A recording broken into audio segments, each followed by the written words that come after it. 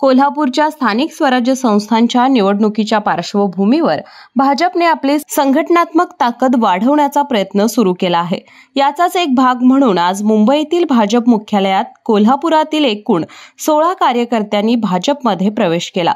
या पक्षप्रवेश कार्यक्रमात भाजपचे प्रदेशाध्यक्ष रवींद्र चव्हाण, राज्याचे उच्च आणि तंत्र शिक्षण मंत्री चंद्रकांत दादा पाटील, खासदार धनंजय महाडिक, आमदार अमल महाडिक, सुधीर गाडगीळ, प्राध्यापक जयंत पाटील आदी मान्यवर उपस्थित होते। या कार्यक्रमात काँग्रेसचे माजी नगरसेवक दिलीप पवार आणि त्यांच्या पत्नी सरस्वती पवार, राष्ट्रवादीचे माजी नगरसेवक उत्तम कोराणे, माजी मंत्री श्रीपतराव बोंद्रे यांचे नातू अभिषेक बोंद्रे, विधानसभा निवडणूक लढवलेले संताजी बाबा घोरपडे तसेच सामाजिक कार्यकर्ते प्रसाद जाधव यांचा समावेश होता। भाजपच्या नेतृत्वाखाली देशात आणि राज्यात भरघोस निधी उपलब्ध होत असल्यानं तसेच पंतप्रधान नरेंद्र मोदी आणि उपमुख्यमंत्री देवेंद्र फडणवीस यांच्या लोकप्रियतेमुळे भाजपमध्ये प्रवेश करणाऱ्यांची संख्या वाढत असल्याचं दिसून येत आहे।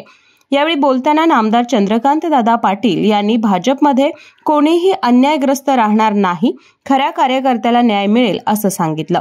खासदार धनंजय महाडिक यांनी नव्याने प्रवेश केलेल्या कार्यकर्त्यांची ओळख करून दिली आणि महापालिका निवडणुकीपूर्वी भाजपची ताकद बळकट झाल्याचं नमूद केलं।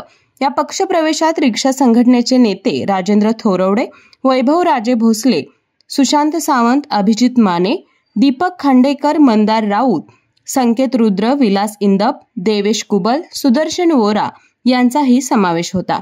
त्यामुळे आगामी महापालिका निवडणुकीसाठी भाजपचे पारडे जड झाले आहे।